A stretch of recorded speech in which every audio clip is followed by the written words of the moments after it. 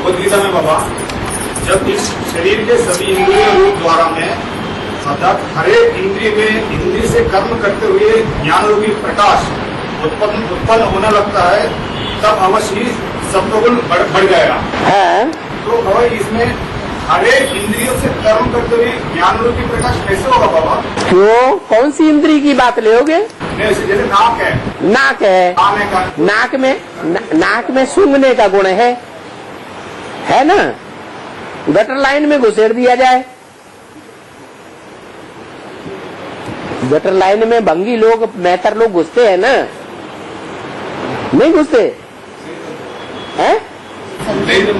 Gutter line होती है ना, जिसमें गटर जाता है सड़क के अंदर, घरों की गटर जाती है। उस गटर लाइन को साफ करने वाले मेहतर होते हैं ना, उनको कितनी बदबू आती होगी, लेकिन उनको बदबू महसूस ही नहीं होगी। इतनी ज्ञान में, इतनी याद में, गहरी याद में भरे हुए होंगे, उस बदबू की तरफ उनकी बुद्धि ही नहीं जाएगी। बाप की याद की इतनी प्रैक्टिस हो जावे कि कैसी भी गटर लाइन बदबू मारने वाली हो, उसका अनुभव ही न हो।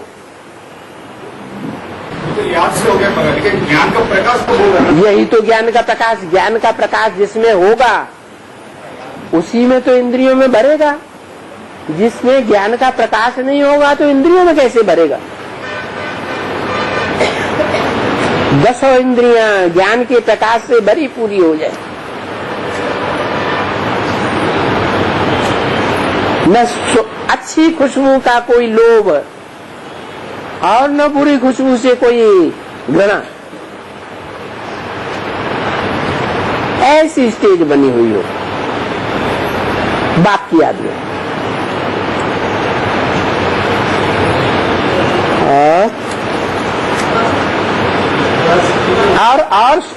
और शिव बाबा की स्टेज नहीं देखी? शिव बाबा की स्टेज, शिव बाबा क्या बताते हैं? शिव बाबा बताते हैं कि धोबी जब कपड़े धोता है, शिव बाबा भी तो बासरमैन है ना, है या नहीं है? और जो कपड़े धोता है वो गंदे से गंदे कपड़े होते हैं या सब पवित्र होते हैं?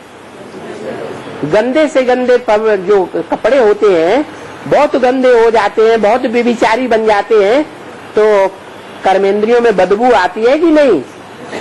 और उनको वो धोता है घाट पे ले जा करके।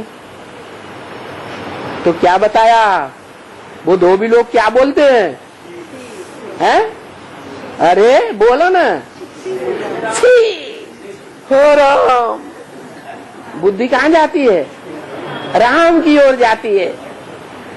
तो ऐसा बासरमैन भी है, और तुम कहते हो ये कैसे होगा? बाबा ये जो नाक और कान में बाबा जो बंद नहीं होता है, जो कंटिन्यूसली चलता रहता है, तो इससे हम वो कंटिन्यू वो योग की स्थिति है, हम कैसे कर सकते हैं? याद में जैसे आशिक माशूक का दिखाया, बताया कि रास्ते में जा रहा है अपनी माशूका की याद में, और उससे पूछा गया तुमने आंखों से क्या देखा? तो कहता मैंने किसी को नहीं देखा। आंखें तो खुली हुई थी, नहीं तो रास्ता कैसे चल रहा था? रास्ता भूल तो नहीं गया ना?